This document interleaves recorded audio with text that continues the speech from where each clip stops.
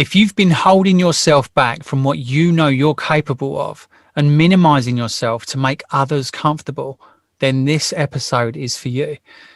We're going to explore why it is we do this and how we have a responsibility to own the greatness that we already possess.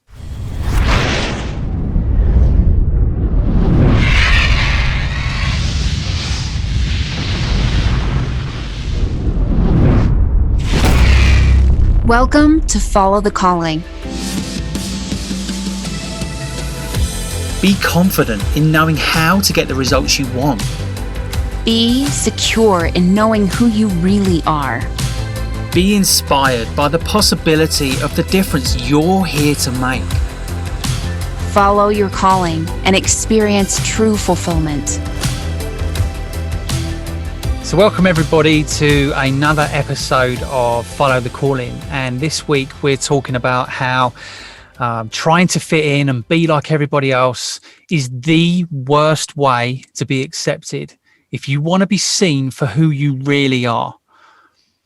And of course that sounds quite obvious really when we say it. You know, trying to fit in and be like everyone else is the worst way to be accepted if you want to be seen for who you really are.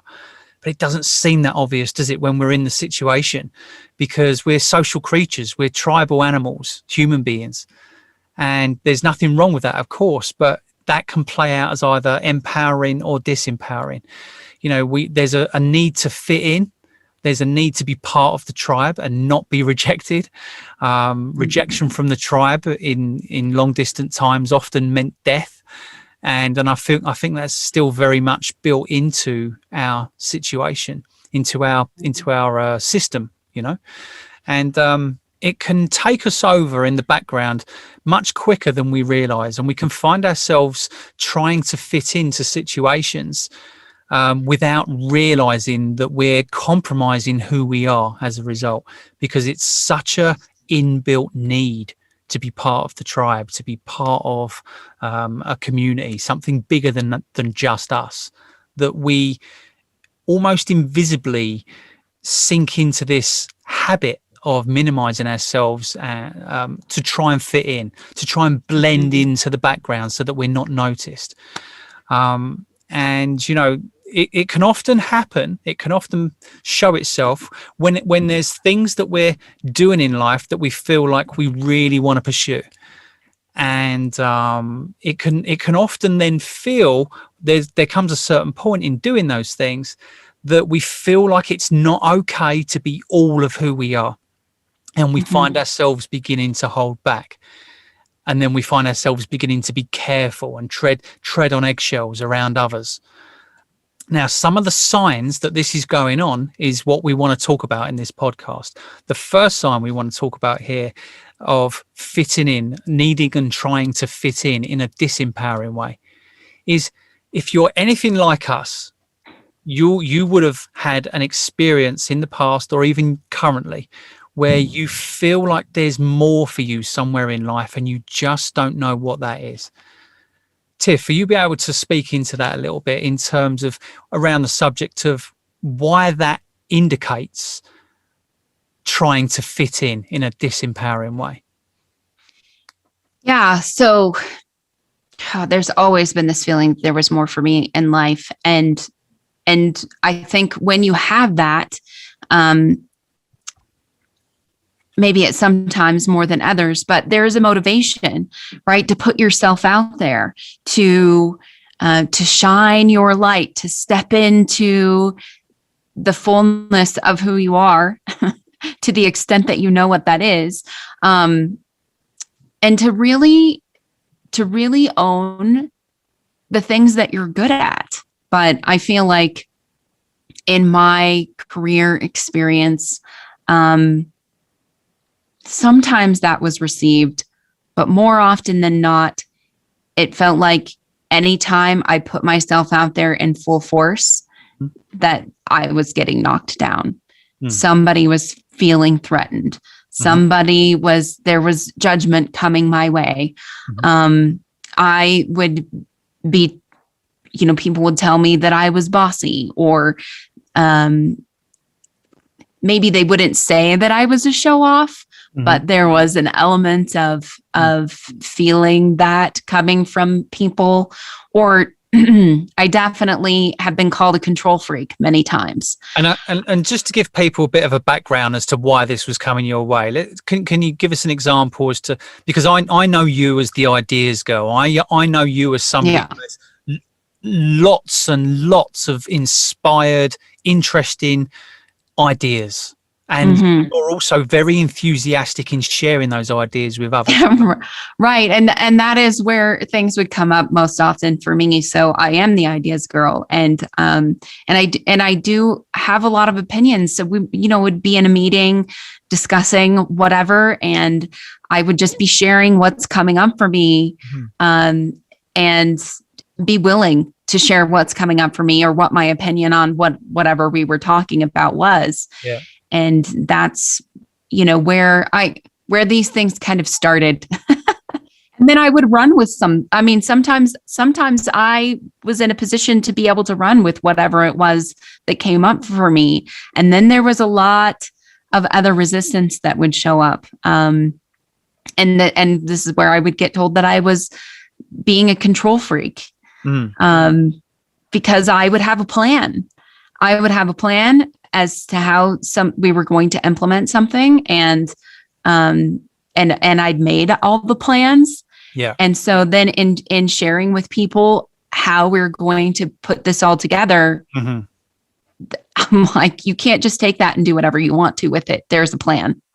Yeah. And as well, what's coming up for me there is like, because, I know you really quite well, and I know that you're a very proactive person, like mentally, and you're incredibly prepared for things, because things occur to you in the moment.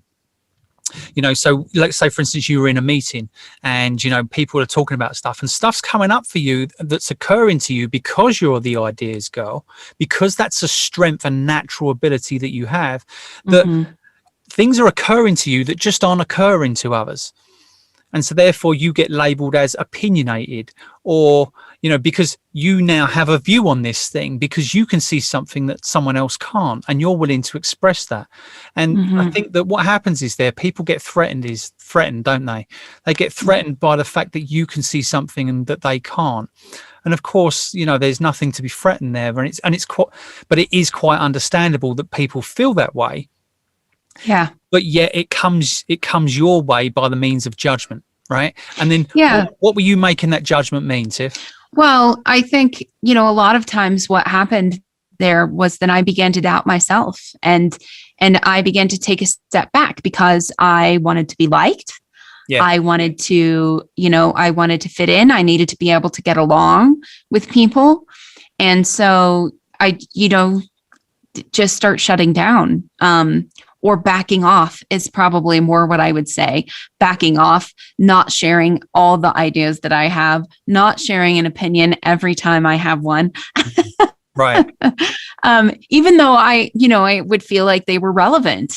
It's not about sharing an opinion just to share an opinion. No. I just, they were relevant, but that often looked like, I have the motivation because I know there's something more for me in life to go after that, and to be more of myself.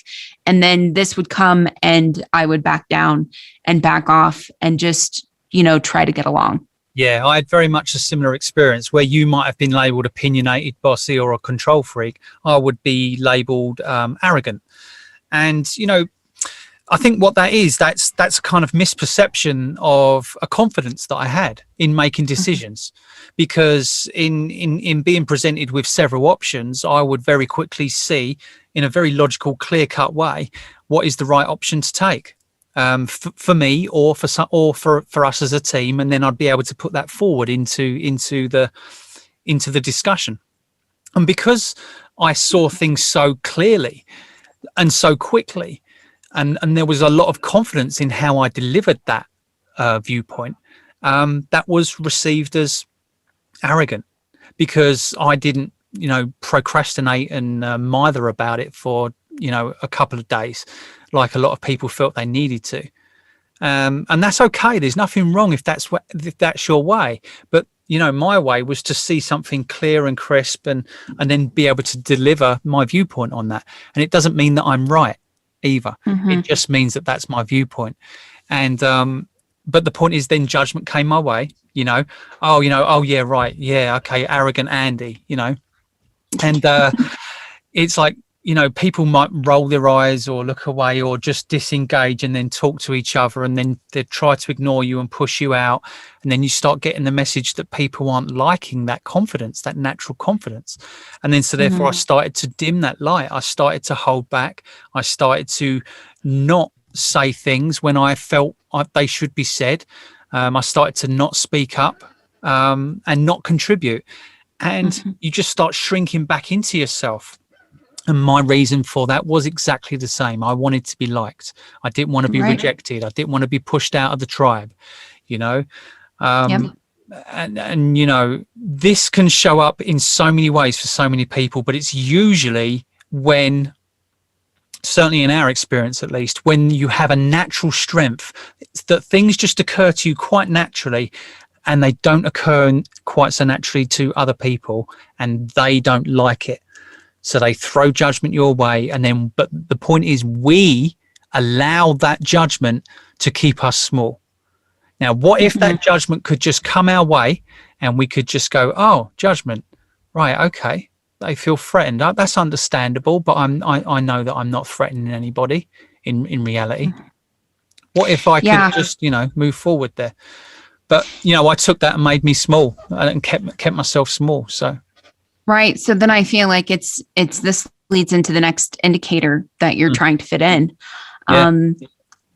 of feeling like you're underutilized and underappreciated. So once you start backing down and making yourself small, and you're not showing everything that it is that you really have to offer, well, I think of course you're going to be underutilized, and you're going to feel underappreciated because you're not actually putting yourself on the table, all of who you are on the table.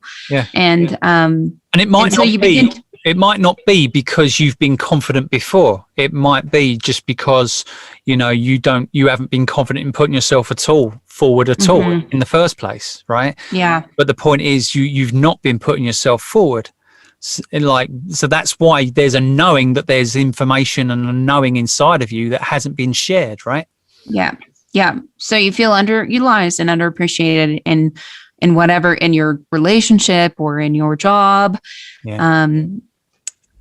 or and any relationships, not just romantic ones. In any relationships, you can begin to feel that way. And then that leads us into the next piece, really, which is, and for you and I, Andy, so true. Moving from job to job or from relationship to relationship. I actually have experience in both of these things. For this, you're an expert. I am an expert in moving job to job and relationship to relationship. I've never had a job for more than 3 years, and 3 years was the longest. And there are a couple that I had for 3 years, but then it was always time for me to move on, because I was feeling underutilized, or because I was feeling underappreciated, or some combination of both. And that's a very strong indicator. And I'm not, that's also not to say if you've decided to stay in your job for a long, long time,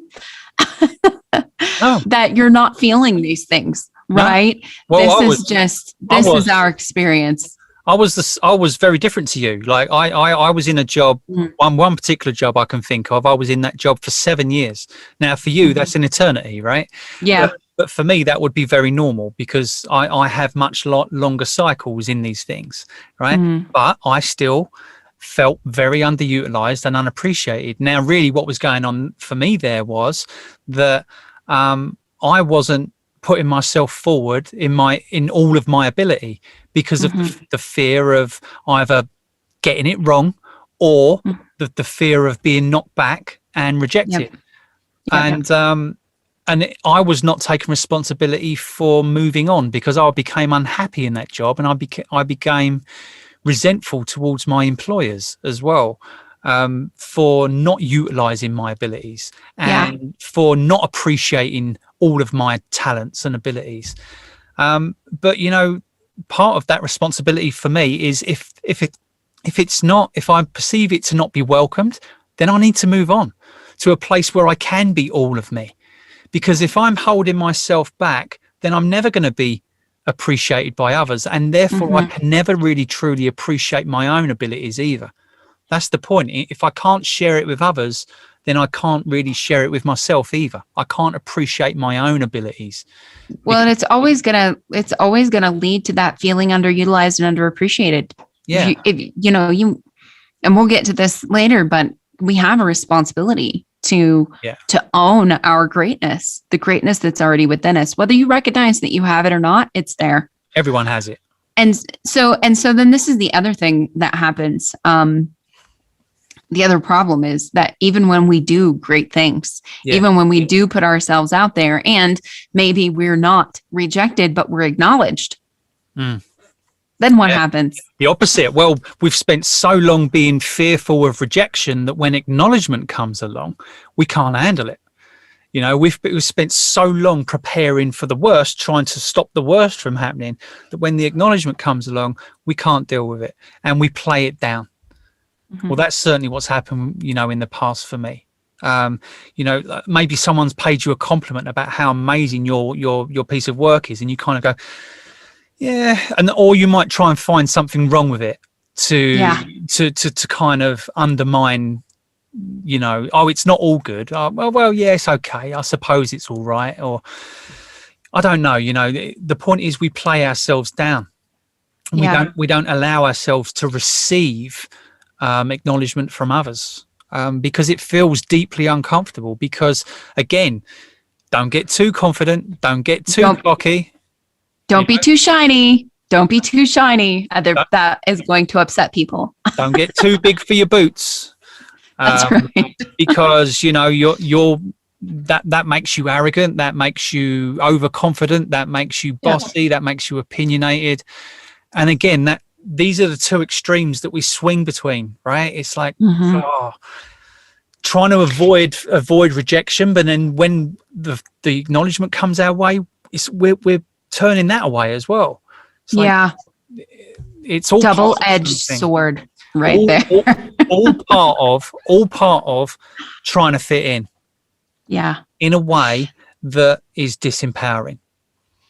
So let's talk a little bit about why this exists. And you've spoken to this a little bit already about that we're tribal beings, and we all have what I would say is an innate fear of rejection.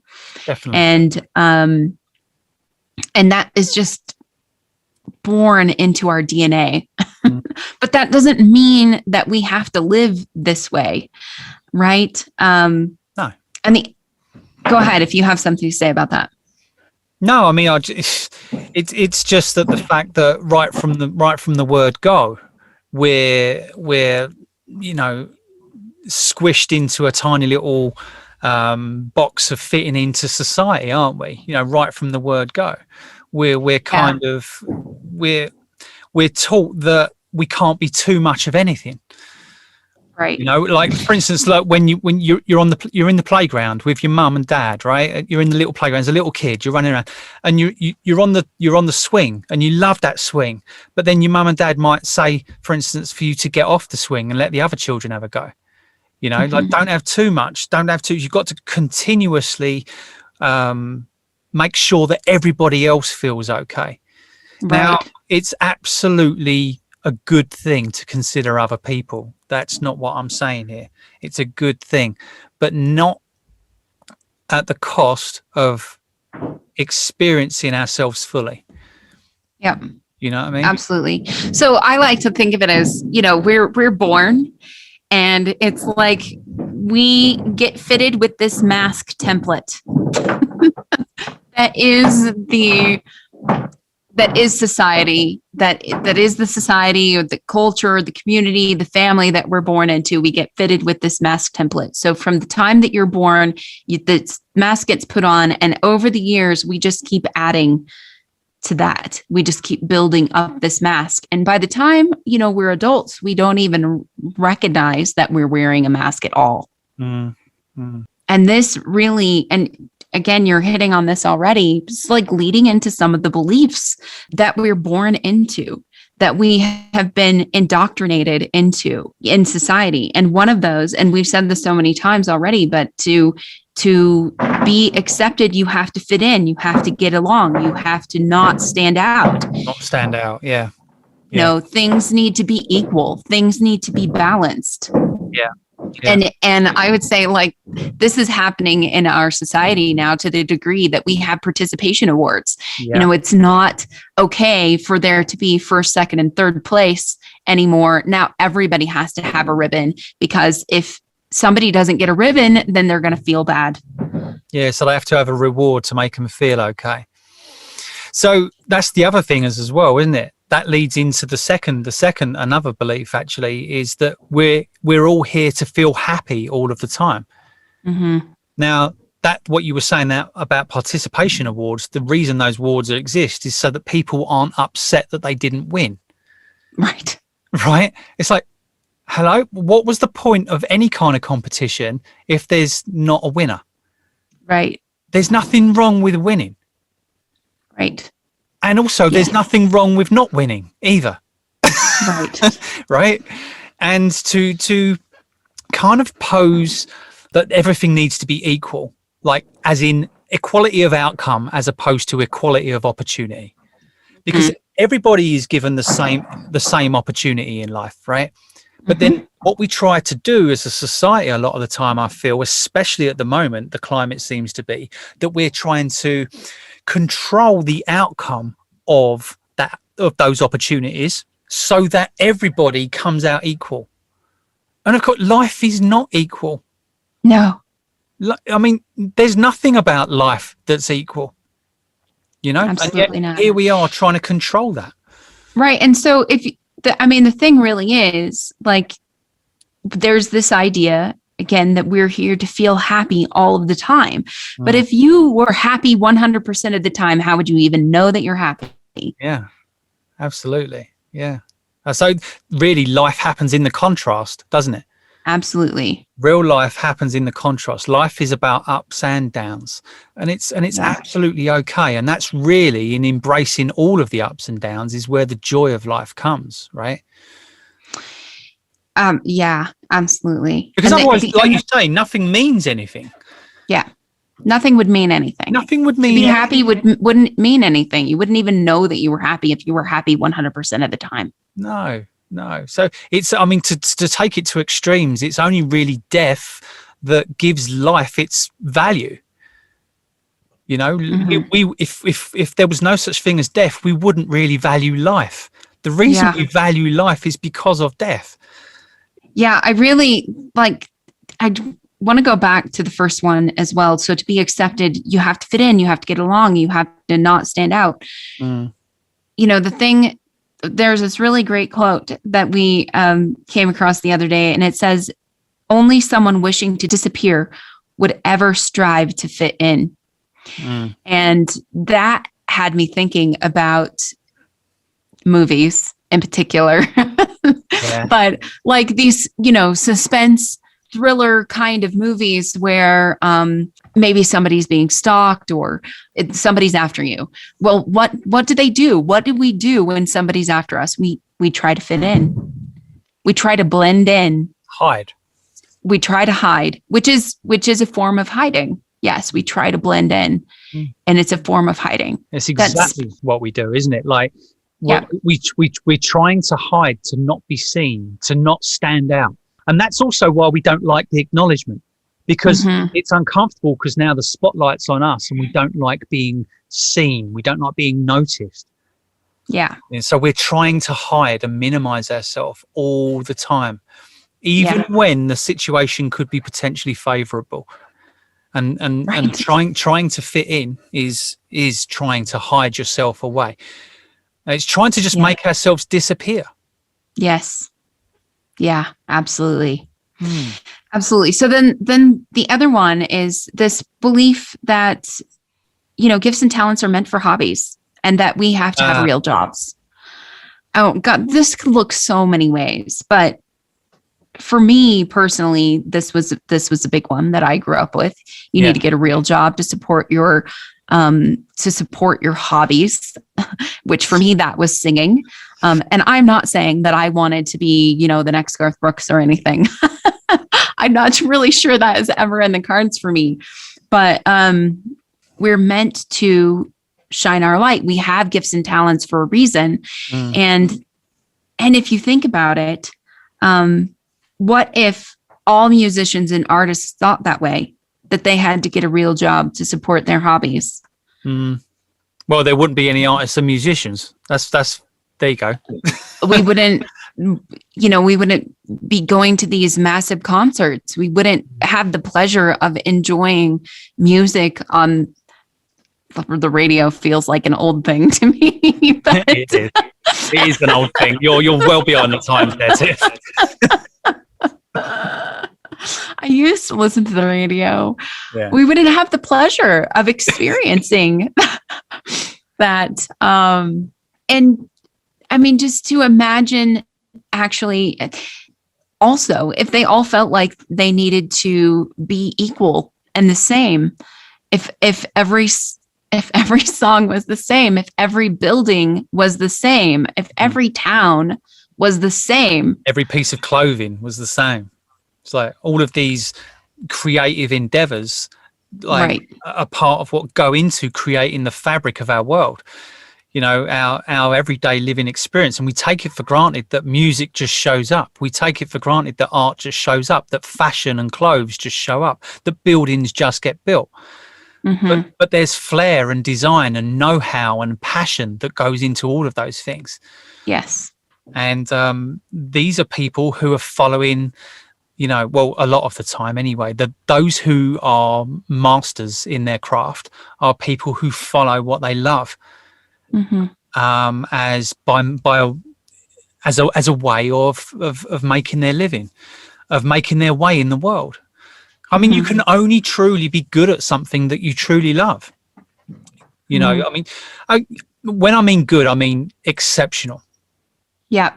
Well, and this isn't to say that the only people who are following their dreams or expressing their gifts and talents are musicians and artists. This is just the example that we're giving, because it's just one sign, isn't it? Just one sign. It's something that we all appreciate, right?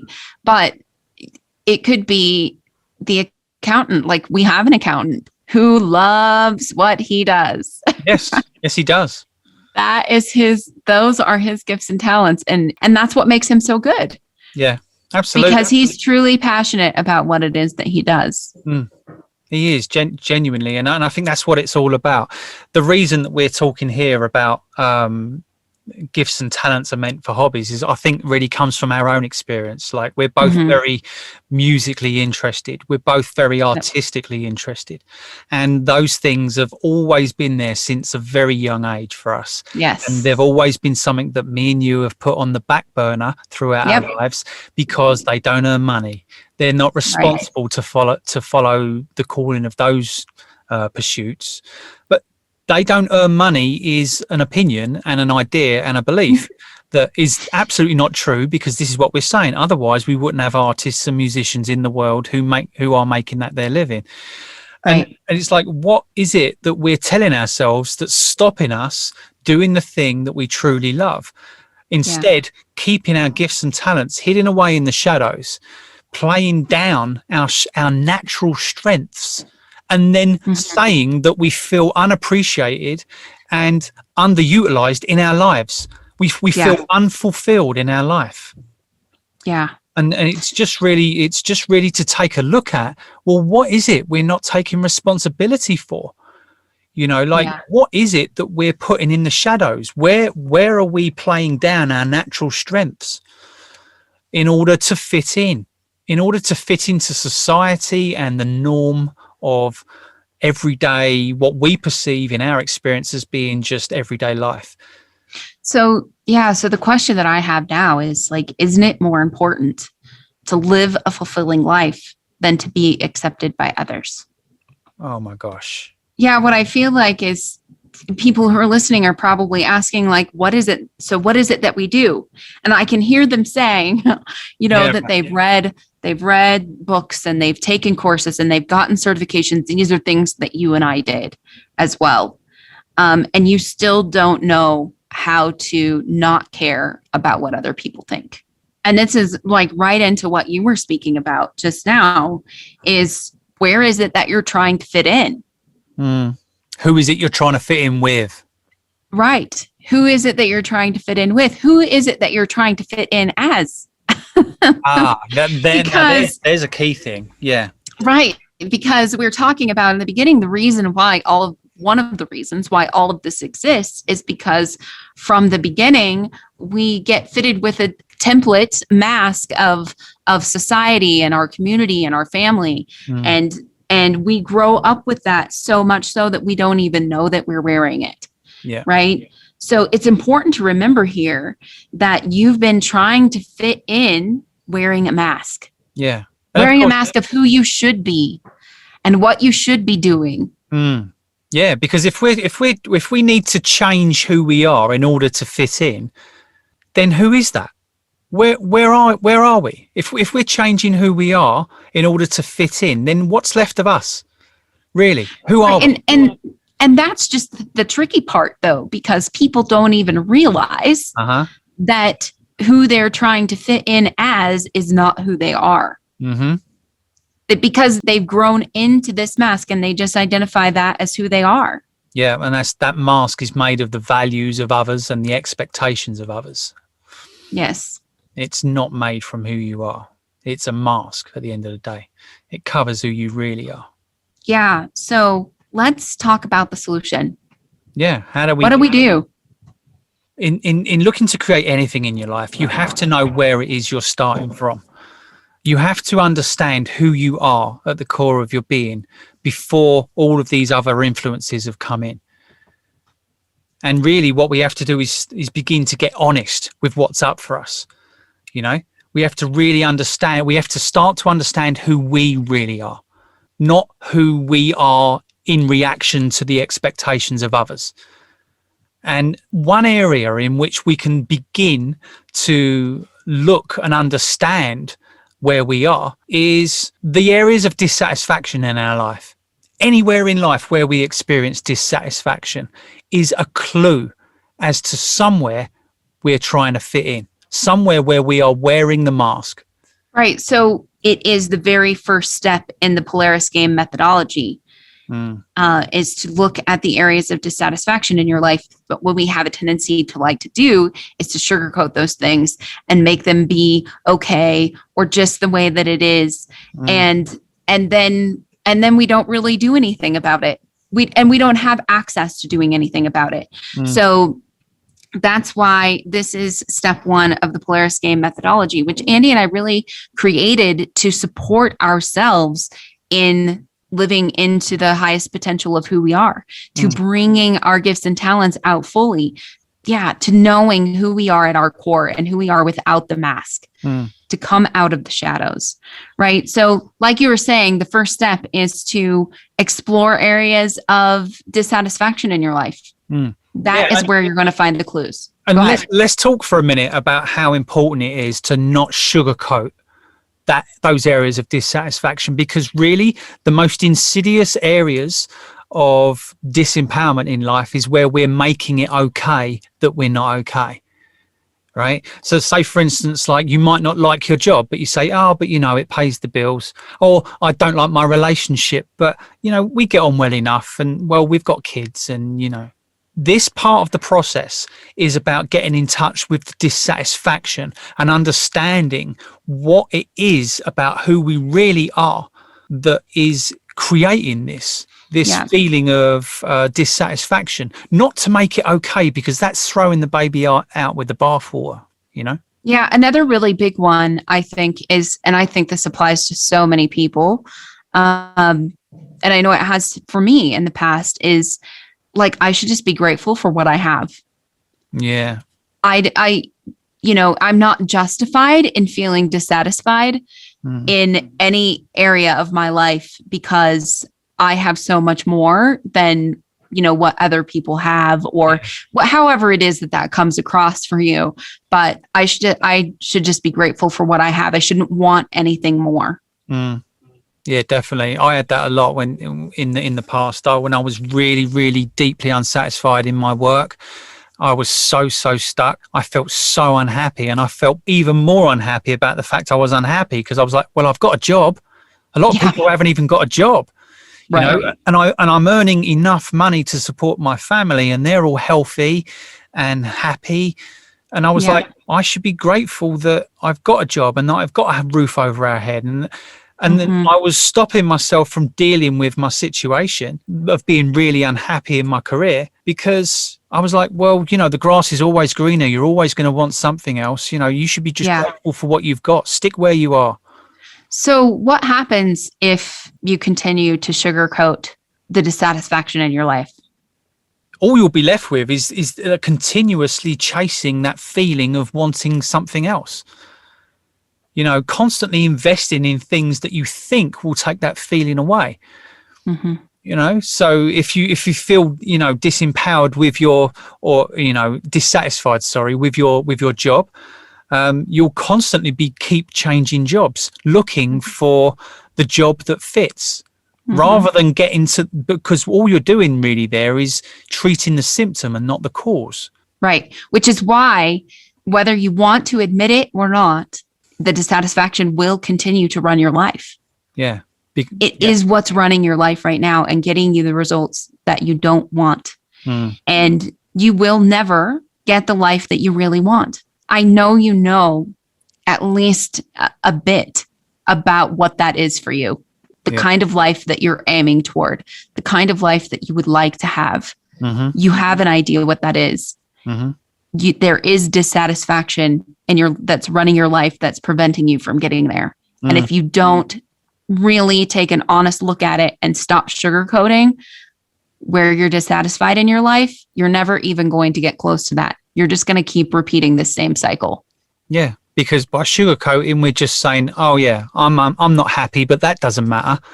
Why doesn't it matter? Because we're trying to fit in. Right. It's not okay to not be happy. Is the belief that's going on there. Yes, it is okay. It is okay to not be happy. It is okay to not be satisfied. It is okay to want more. Yes. Because we are infinite beings, and by our very nature, we always want more. And, it's just giving ourselves the ability to be able to live into that. Yeah. So the second step really is to pick one of the areas of dissatisfaction that you list for yourself and start exploring what the thoughts and feelings are around that. Again, this is another area where we need to be honest. We start to look at what our thinking is around this situation, the situation that we're dissatisfied with.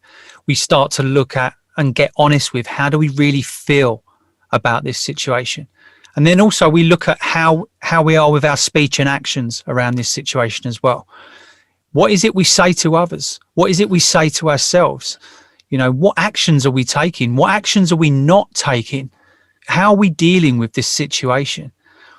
And the reason that we do this is so that we can really begin to understand the results that we're getting, because it's the results that we're dissatisfied with, right? So that's the results are in the circumstance. So let's say, for instance, we're feeling underappreciated at work. That's the situation that we're dissatisfied with. Well, what's created that? Who are we being in that situation? What thinking are we having that's in the background? How do we feel about that? What are we saying to others? What do we say to ourselves? What actions are we taking, and what actions are we not taking in response to the dissatisfaction of being underappreciated at work?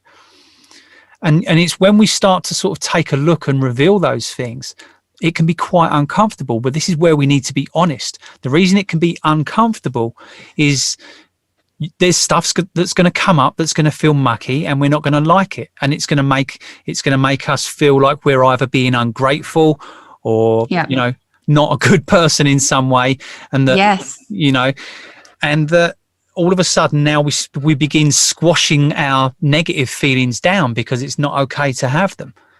But they're there. They're there Right.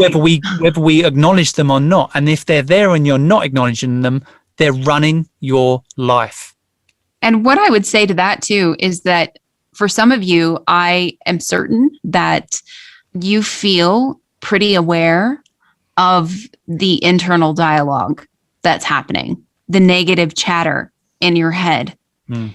You know what the feelings are, but what I want to do is challenge you to actually sit down with this and write it down and see what comes up. Because in my experience of doing this exercise, when I get to the thoughts and feelings like, well, what are you thinking about this? Things come out, things pop up in my head that I have never been aware of thinking, even in my negative mental chatter.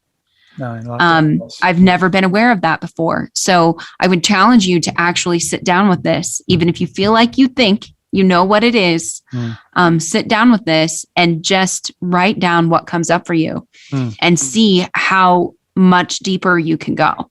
And if the thing is, if we don't take this step, what's going to happen is we're going to continue to feel confused about the results we've been getting, and we won't understand how to get the results we actually want. And the reason for that is because our thinking creates how we feel, and how we feel determines which actions we have access to, and which actions we have access to determines the results we're getting. You know, so essentially, if you want better results, you need better thinking. And I use the word better very loosely. Different, I would rather say. I'm sorry. So, you know, it's a necessary part of understanding the results you've been getting and creating the results you want in the future, to get present with how you think, feel, speak, and act within the situations that are currently dissatisfying to you. And this is the step that Andy and we feel so many other people are stepping over, because we are reading all the books and taking all the courses and getting all the certifications, right? Yeah. And even if we're completing those things and implementing those things to some degree, there's still not a great amount of change.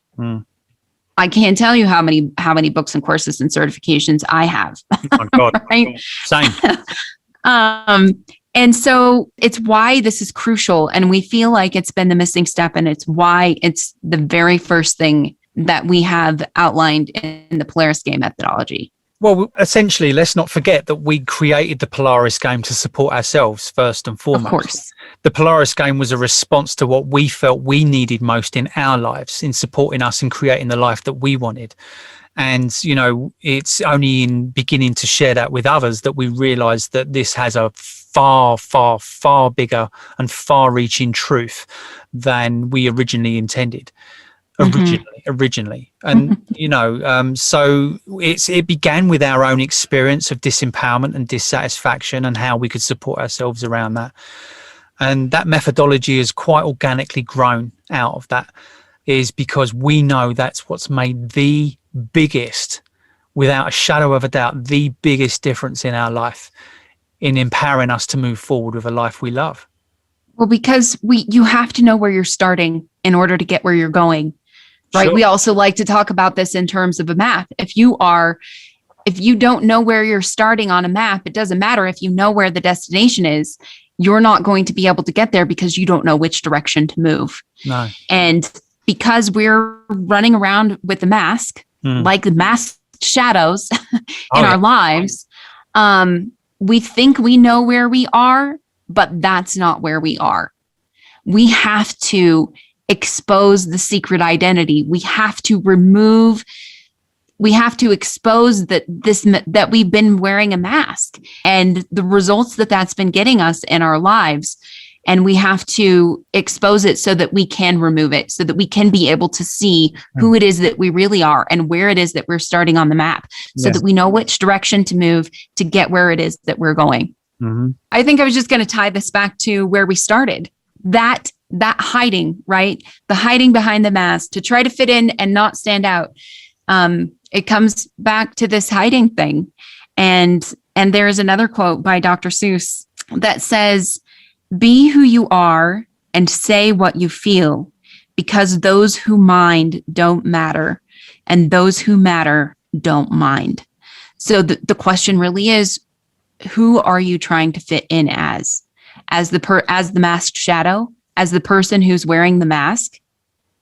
If you keep trying to fit in as that person, you won't. You will continuously feel underutilized. You will continuously feel like there's more for you, but you just don't know how to bring that about, because every time you stand out, you get pushed down, you get called bossy, a control freak, arrogant. You will continue to feel underutilized and underappreciated, moving from job to job, from relationship to relationship, constantly seeking. And then also when we do get acknowledged, we can't receive that. We play it down. And then there's, of course, holding ourselves back from even making the impact in the first place, minimizing who we are just to stop others feeling uncomfortable, And actually ourselves too, right? It's to prevent others from feeling uncomfortable, and also to prevent ourselves from feeling uncomfortable. Because we are uncomfortable, that others are uncomfortable because of us. Yes. Well, that's what we're telling ourselves. Yes. But that's not what's true. They would be uncomfortable either way, because everybody has a sense of discomfort and that they're carrying around, but that's all for their own reasons, and we make it mean it's because of us, and therefore we hide.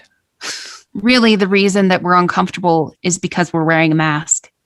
Yeah, exactly. And when you take the mask off and start living into your life as who you really are, you will find where you belong. It's kind of like, it speaks to me like how people are comfortable in their own skin. That's the saying, isn't it? And in a way, that sounds like a ridiculous thing to say, because everybody's in their own skin, right? Who wouldn't be comfortable in their own skin? But it's like you're saying, in wearing the mask, we're not comfortable as who we really are, because we're trying to be somebody else to fit in. Yeah. And the big thing is there that most of the time we don't realize that's what's going on. We don't realize that we're wearing the mask. We think we are that person, and that we just don't belong, and that we'll never fit in because we can't find a place that we do. But the reason that is because you're not trying to fit in as who you really are. You're trying to fit in as you with the mask. Yeah. And that is what's creating the disharmony. And exposing that part of our identity that has us believe those things is really making for the next step of the journey, which, leading on to the rest of Pillar 1 and Pillar 2 and 3 of the Polaris game. But of course, that's an ongoing conversation that we will be having on these episodes of Follow the Calling.